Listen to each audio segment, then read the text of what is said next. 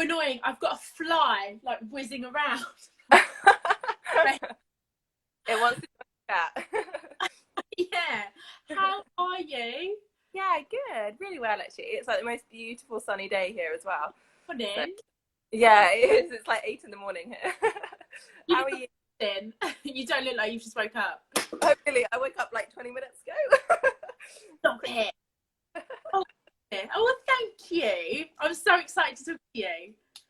I was so touched when you messaged me. I feel like we've never actually managed to properly speak, but we have been like Instagram.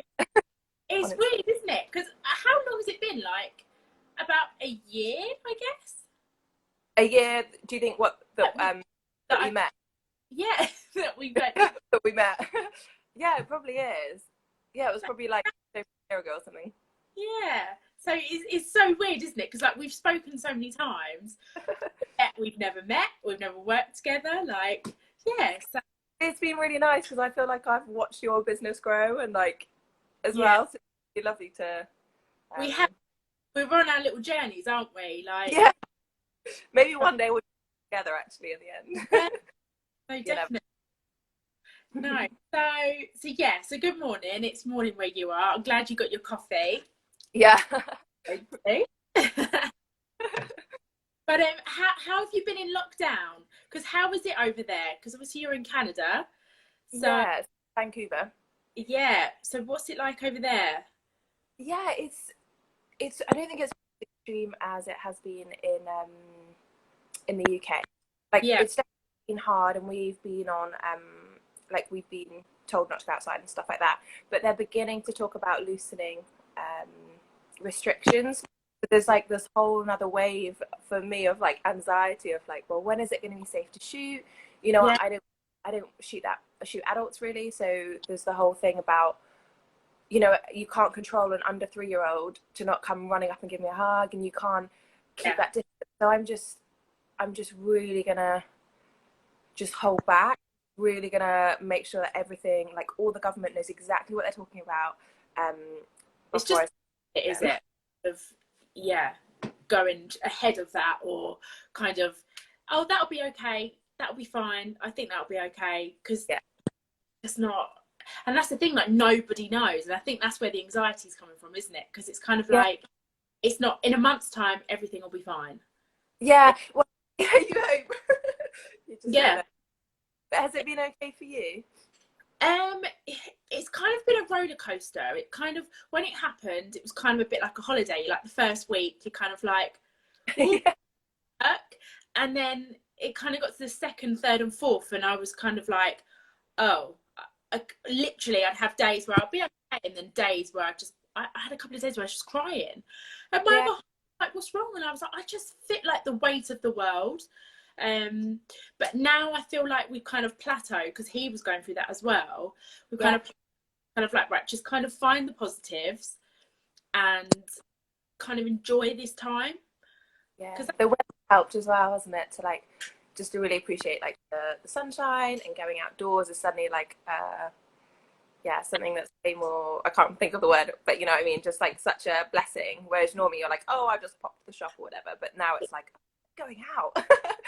Your supermarket's like that as well, where it's like a sci-fi film. It's really bizarre.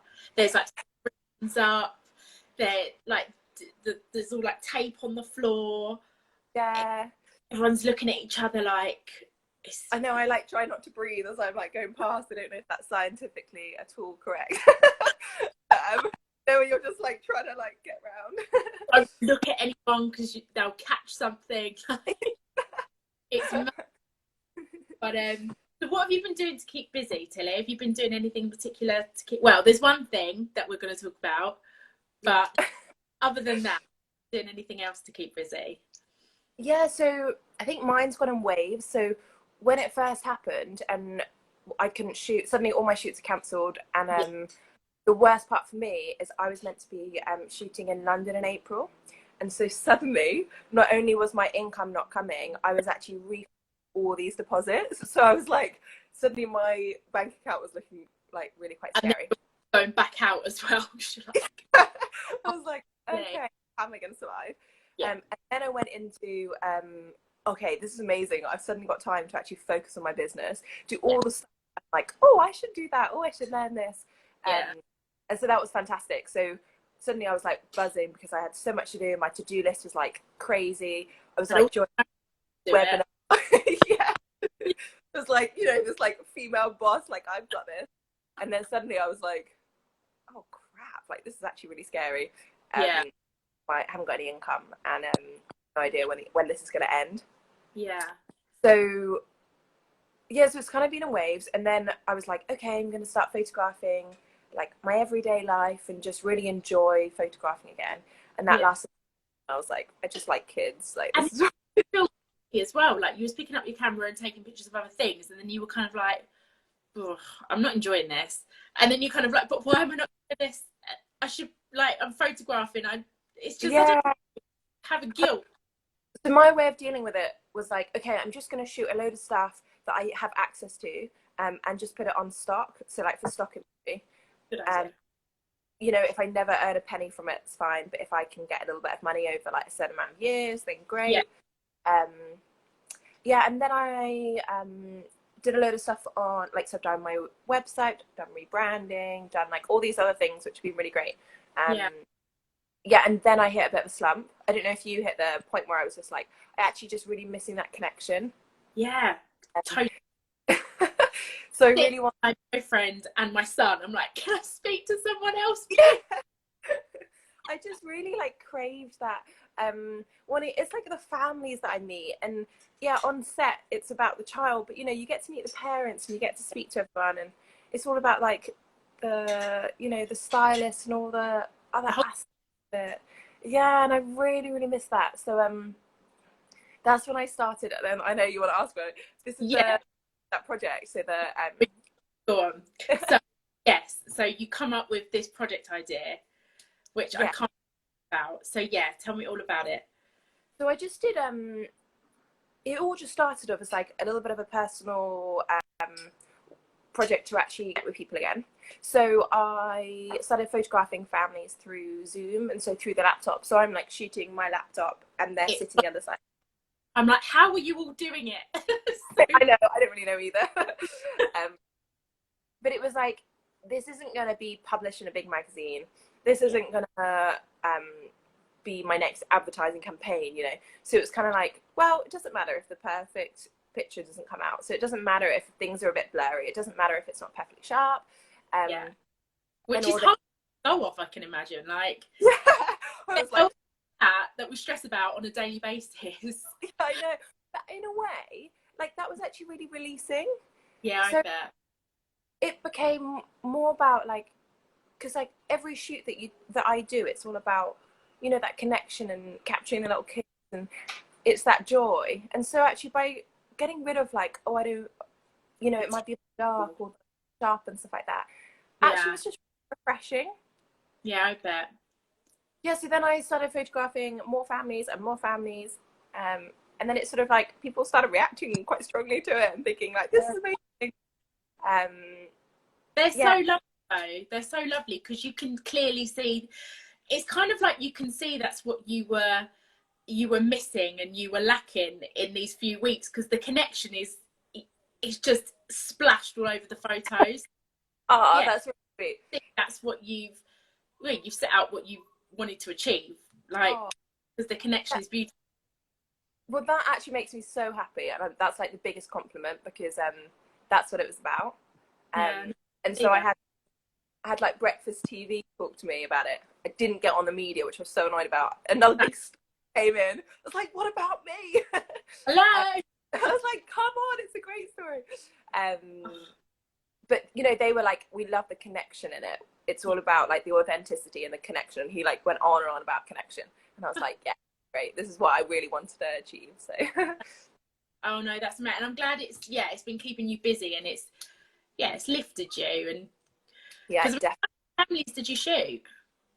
So about 20 in the end. Wow. Yeah. It was really cool. I like absolutely loved it, and it sort of like started my creativity again, because I'd lost like that whole thing about being with families and connecting with the kids, and so then my brain started ticking about all these new things that I want to shoot and some creatives that I want to put together, and yeah, lots of ideas. So it was worth it. I really enjoyed it, and I think a lot of families were blessed by it. I was like, yes, that's great. That's what, as photographers as well, with families, you want that like little emotion tear jerk. You're like, yes, I got him. Yeah, that's our aim. So going all the way back then, Tilly, how did you start? How did you get into kids photography? Where did it all start? And I know you're younger than me, and so you're like 24? 26. 26. Okay. So yeah, so you're still a baby too. Like, where did it all start?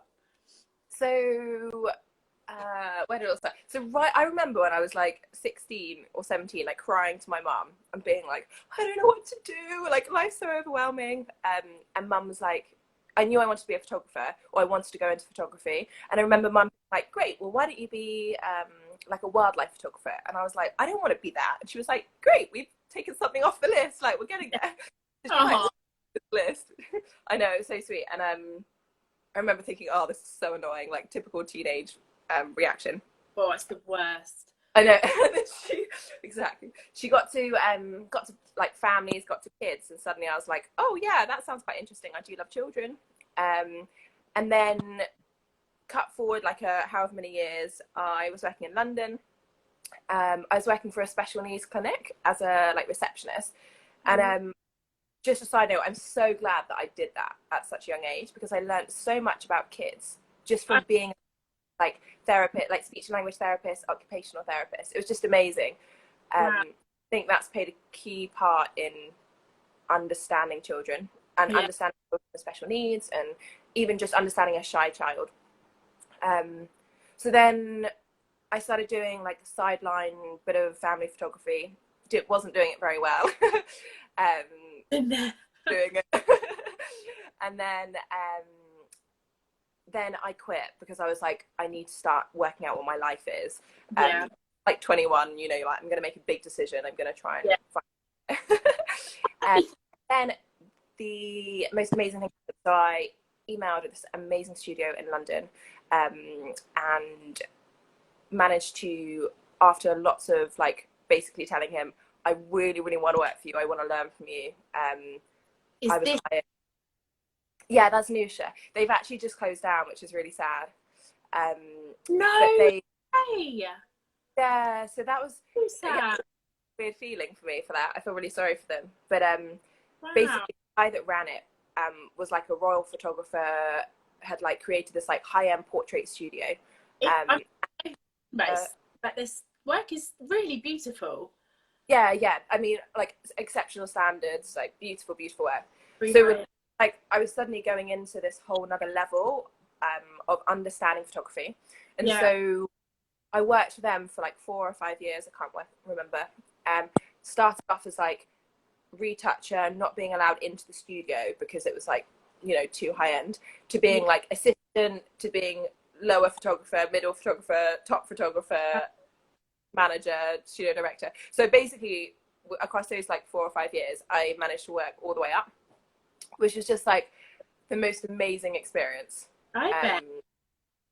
And so then I had moments where it was like, okay, I need to work out my life now. I'm done. Which I have a feeling I'm going to have a few of these. This is like a recurring pattern. I think creators do that. I think we just get that restless feeling, don't we? Yeah. Then I went freelance. So then I started off on my own. And however long later, here I am. And so you left there, which was a very high-end, beautiful. It was a studio, wasn't it? But when you say a family studio, people have this horrible image in their head. I've been fighting that image for like however many years. It's like, no, it's not what I do. I create beautiful work. I'm not doing it. Really. And it was all like black and white and it was artwork, right, wasn't it? And so simple and stripped back, which you can kind of see in your work, which is kind of what you can see from your ears. So yeah, so you went freelance, and then so from doing families, you're now obviously in more kids fashion, right? Yeah, I think I still shoot the occasional family, Yeah, but yeah, it's more about I wanted something more. I want to be doing those advertising campaigns. You know, I want you to walk down the high street and see my work. yeah. Um, Is that the dream? yeah, I wanna, you know, multiple shops. Absolutely. And because you work with a few brands already, don't you? You work for a couple of brands. Yeah, really fortunate. Uh, Yeah, really fortunate to have worked with some different ones, and yeah, I guess it's just building it up slowly and working with more and more, and yeah, producing work that I'm really proud of. That's me, because I think that's what I lost by working at a studio. Working for someone else, yeah, you, yeah, you really get caught up in like the whole what you're producing, because you're churning out work under yeah, someone else's. yeah. Um, Kind of your signature and your style, which I want to come on to. That was a question. Um, I've got my notepad. oh my goodness, there's so many questions. One of them was, how would you describe your style of work? When I'm actually shooting, or the work that I'm producing. So the work that you're producing, so your final image, like how do you like it to look? Like how would you describe your images, whether that's model updates, or I don't know, would you say kind of like your model updates and that kind of world look different to your branding and when you shoot with these big brands? Would you say they look different, or? I think so. So like my main source of income is for the brands, but then people have always said to me, oh, you should keep your headshots separate on my website. I'm quite passionate about that, actually. You know, if parents are booking me to shoot their child's headshots, then I'm not a completely separate photographer when I do headshots. Like everything I do is all about who I am and being creative. Yeah, so I'm actually like, I kind of fight back every time someone says that. I'm like, no, actually, I'm quite happy to keep my headshots on the same website. I think it's difficult, isn't it? Because when you are working for a client, and this isn't coming from experience because I've never worked for a brand or for a brand, but I can imagine when you're working with a brand or a client, you have to, obviously they know how they want it to look. So you have to work together in terms of, it can't be all you, if that makes sense. Yeah, absolutely. Whereas with your model, yes, you can, obviously model updates have to do a job, but they can be very much you as well. Does that make sense? Yeah, no, I agree. I think the bottom line is though that like people are hiring you because they love you. So it's like holding on to that, and really being proud of, being creative. Because I think I've done a couple of shoots where there's been so much going on and so much pressure, and that I'm just producing, and then going past, and then it's the shoots where I actually have relaxed, and I've actually I said, okay, I've got the shot, but just give me a couple more minutes, and then I've actually gone in, you know, done the close up, or done something slightly different, or just like moved the light, and everything, which you wouldn't do pressure. Absolutely. And I've like reflected that in my headshots. So I now add like another 15 minutes, half an hour to the slot, because I want that extra time to play. And us being able to just have that creativity and that bit of playtime, I guess, once you kind of got the job done. Now can I? Yeah, exactly. Could you just try this? Just might not work. It might completely wrong.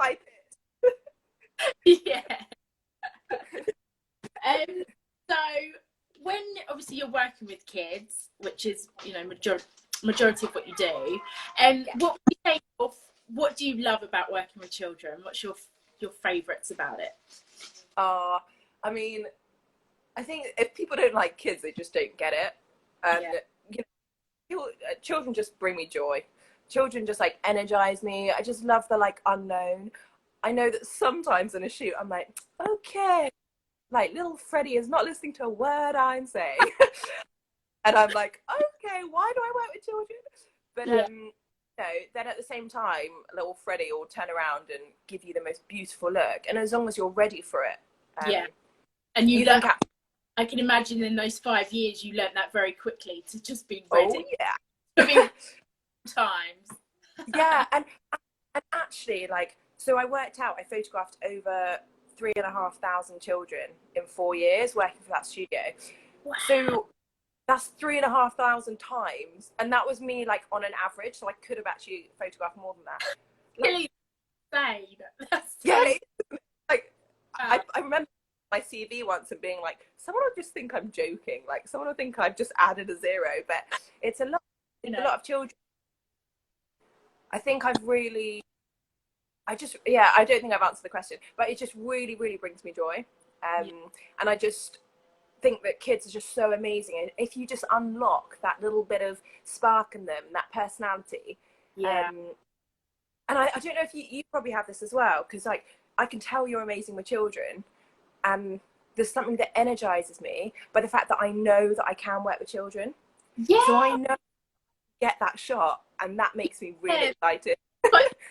Yeah. You know, and the thing is as well, it's don't just get a child. You get a child that can be shy, that could be crazy, that could be loud, that could be quiet, that could be timid, that could be funny, that could be not funny. Like it's just, you know, you don't know what you're going to get.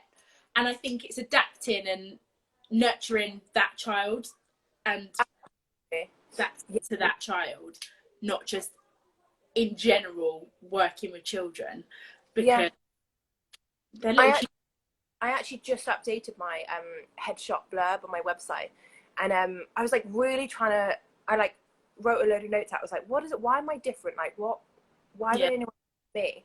And actually it's like just what you said. So we're able to unlock that child and that personality, and therefore we've got to photograph that.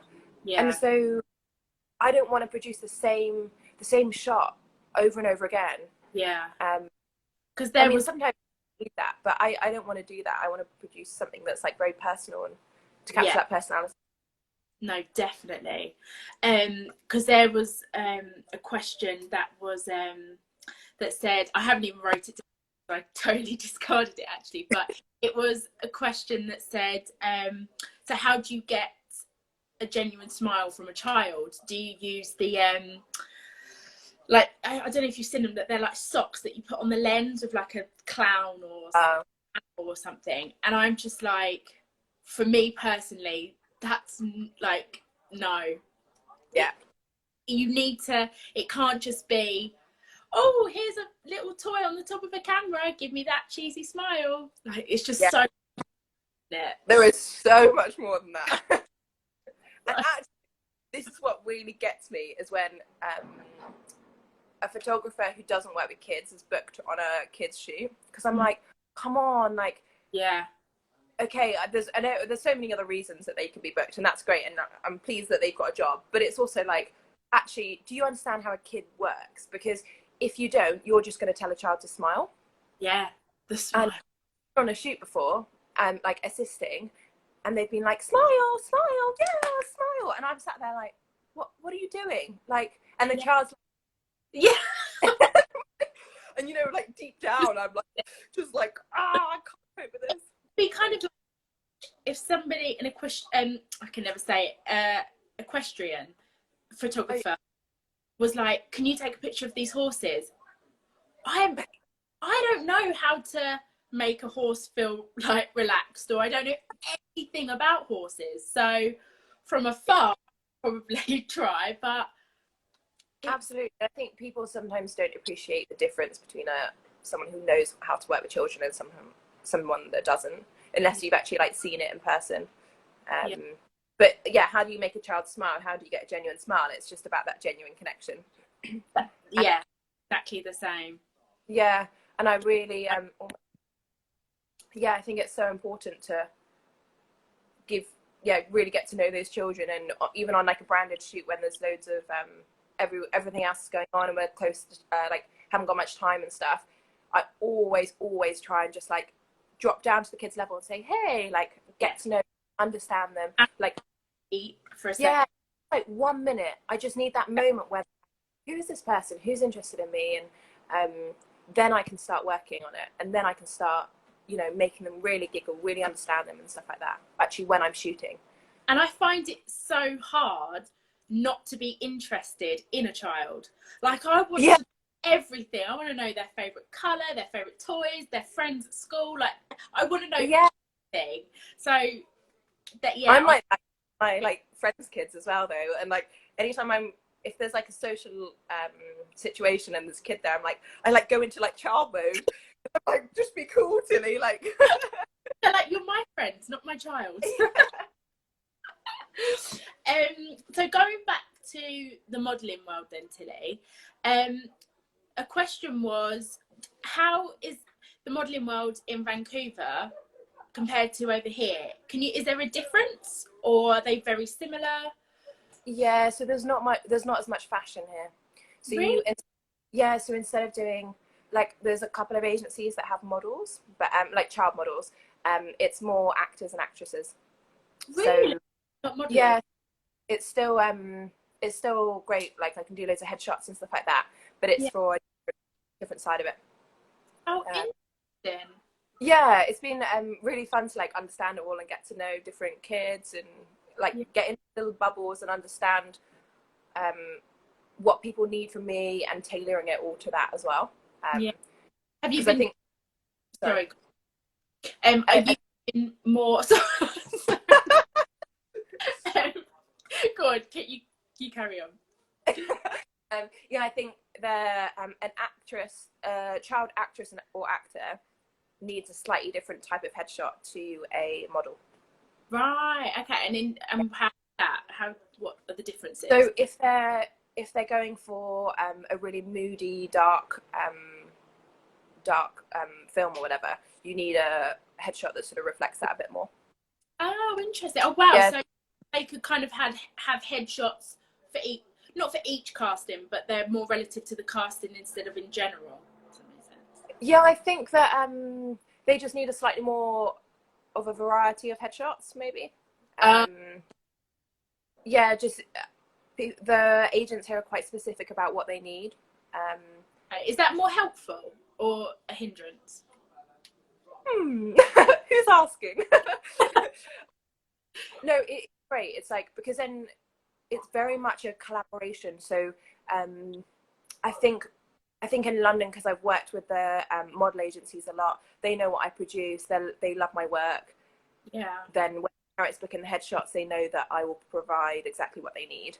Yeah. Whereas here, there's lots of different agents and there's lots of different people involved in who wants the headshot for that certain child, and so therefore I need to make sure I speak to all the different people to know exactly what they need from my headshot, because that headshot, I think this is also something that people sometimes underestimate.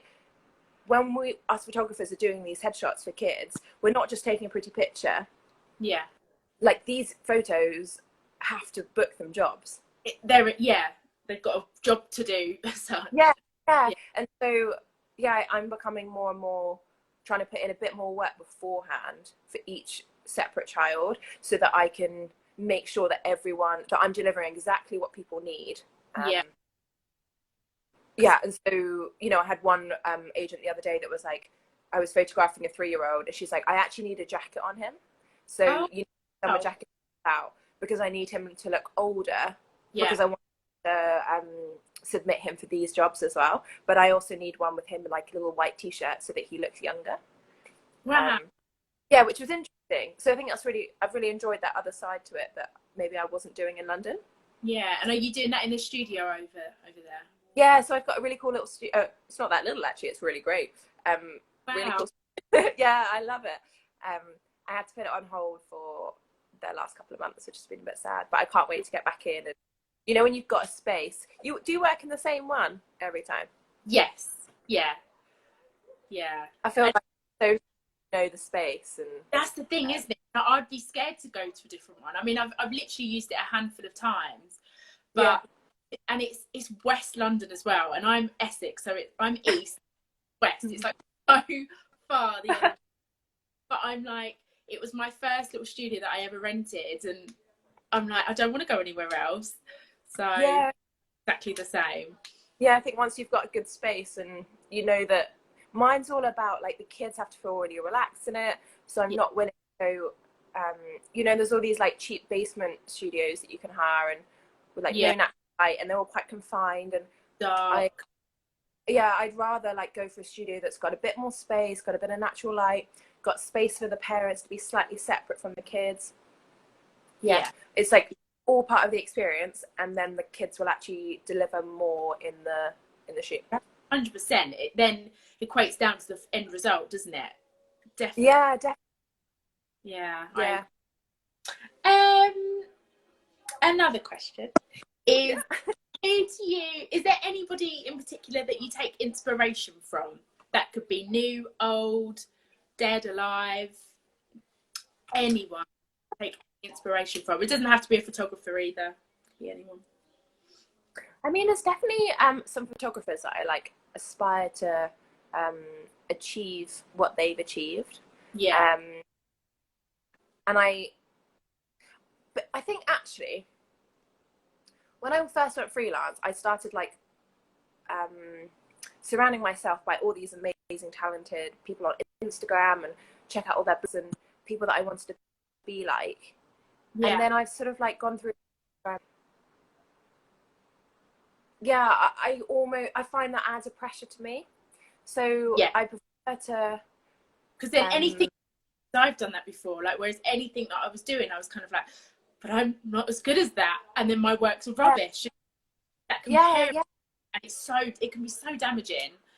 Like, Absolutely, really can mess with your brain. And so I yeah. actually really protect my head from all that now. Yeah. But what I do, and it's probably why my phone is always telling me that I need more storage space.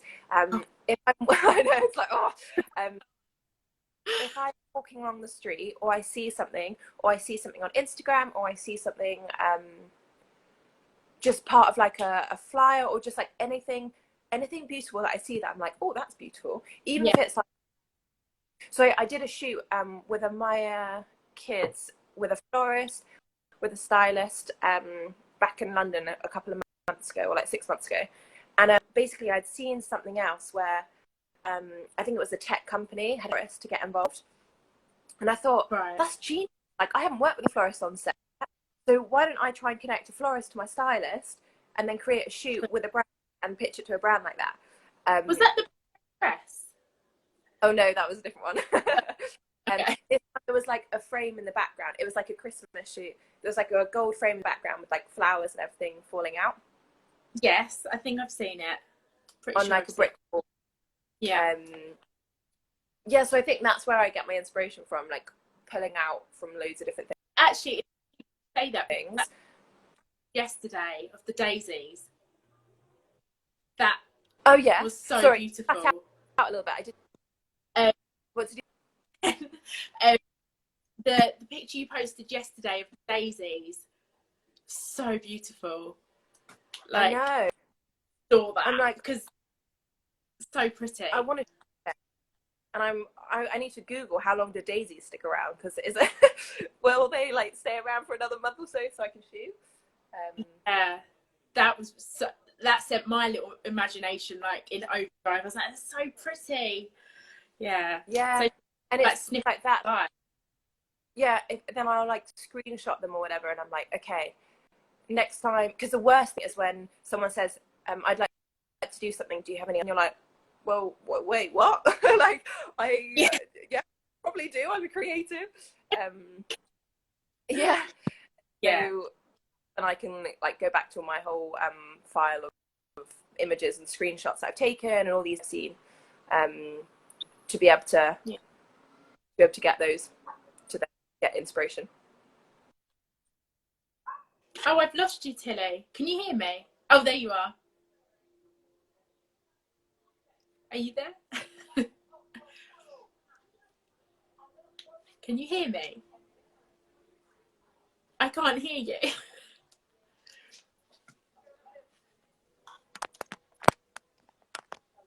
Can you hear me? Can you see me? I can't hear you.